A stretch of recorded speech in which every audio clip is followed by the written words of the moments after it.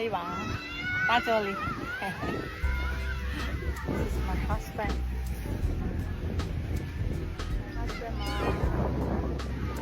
နေရအရင်ကိုလာ This is my daughter သမီးလေးပါသမီးကျော်လေးပါတော့ရေးစော့ပင်လေတဲ့ဒီလာရရသူ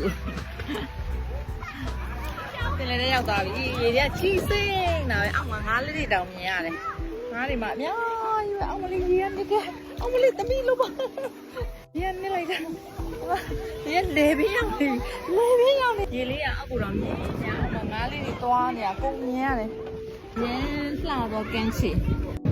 အဲ့ဒီဘာလို့လာပါလဲဒီကျော်လာမယ်တယောက်ကို600ပေးရပါတယ်ကျွန်းဝင်က100 900ရေလဲပို့ရတယ်လာတဲ့နေရာမှာတပ်ပုံတွေရိုက်ပေးတယ်နောက်ပြီးတော့ဒီကျွန်းမော်ရောက်တော့စားပြီးအသီးနဲ့မုတ်ချူကျွေးတယ်ကျန်တော့ကျွန်းမော်မှာဝယ်စားလို့ရတယ်ခေါက်ဆွဲပြုတ်လည်းဝယ်စားလို့ရတယ်ကော်ဖီလည်းဝယ်စားလို့ရတယ်ဗိုက်ဆိုင်10နာရီကနေ1နာရီထိပါပဲဒီကျွန်းလေးကိုတယောက်ကို600နဲ့ package လေးယူပြီးလာတာပါတနေ့ကုန် package ကတော့900ပါဒါပေမဲ့စိုက်ကယ်နဲ့အခြားကန်းဆက်တွေကိုလည်းကျင်သေးတဲ့အတွက်ကြောင့်10နာရီကနေ1နာရီထိလာတဲ့ package လေးပဲယူပြီးတော့ဒီလိုလာလိုက်တာကျေးဇူးတင်ပါတယ်တတာ